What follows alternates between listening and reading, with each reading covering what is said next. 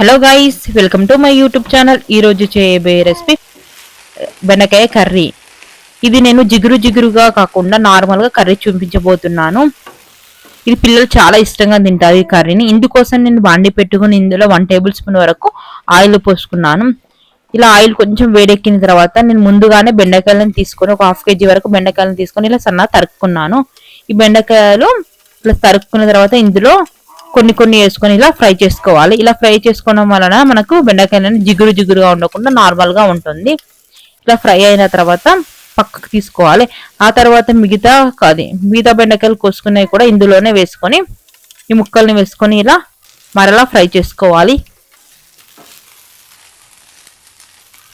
ఇలా ఫ్రై అయిన తర్వాత వీటిని పక్కకు తీసుకొని పెట్టుకోవాలి. ఆ తర్వాత ఇదే బాండీలో మళ్ళా 1 టేబుల్ స్పూన్ వరకు ఆయిల్ పోసుకోవాలి. ఈ ఆయిల్ అనేది కొంచెం వేడెక్కిన తర్వాత ఇందులో జీలకర్ర, కొంచెం ఆవాలు వేసుకొని ఫ్రై చేసుకోవాలి. ఆ తర్వాత ఒక్క ఉల్లిపాయ, ఒక 5-6 పచ్చిమిరపకాయలు వేసుకొని దీన్ని మంచిగా ఫ్రై చేసుకోవాలి. ఇది ఫ్రై అయిన తర్వాత చిటికెడు పసుపు వేసుకొని దీనిని మంచిగా ఫ్రై చేసుకోవాలి.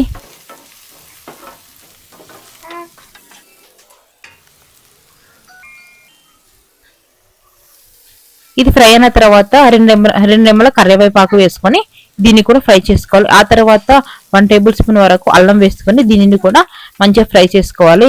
ఇది మంచిగా పచ్చి వాసన పోయే వరకు ఫ్రై చేసుకోవాలి. ఆ తర్వాత ఇందాక మనం ఫ్రై చేసుకున్న బెండకాయ ముక్కల్ని ఇందులో వేసుకొని దీనిని కూడా మంచిగా కలుపుకోవాలి.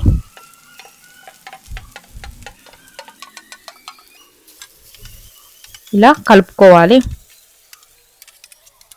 ఇది మంచిగా కలుపుకున్న తర్వాత 1 టేబుల్ స్పూన్ వరకు ఉప్పు వేసుకున్నాను. ఇది వేసుకొని మంచిగా ఫ్రై చేసుకోవాలి. ఇది లో ఫ్లేమ్లోనే ఫ్రై చేసుకోవాలి, హై ఫ్లేమ్లో అస్సలు పెట్టకూడదు. ఇలా ఒక 10 మినిట్స్ వరకు నార్మల్గానే ఫ్రై చేసుకోవాలి. ఆ తర్వాత 1/2 టేబుల్ స్పూన్ వరకు కారం వేసుకొని దీనిని మంచిగా ఇలా కలుపుకోవాలి. తర్వాత ధనియాల పొడి కొంచెం వేసుకొని మంచిగా ఫ్రై చేసుకోవాలి. ఆ తర్వాత సన్నగా తరుక్కున్న కొత్తిమీర కూడా వేసుకొని ఫ్రై చేసుకోవాలి. అంతే, బెండకాయ కర్రీ రెడీ. ఇది చాలా టేస్టీగా ఉంటుంది. పక్కా ట్రై చేయండి, సింపుల్గా అయిపోతుంది. Thanks for watching.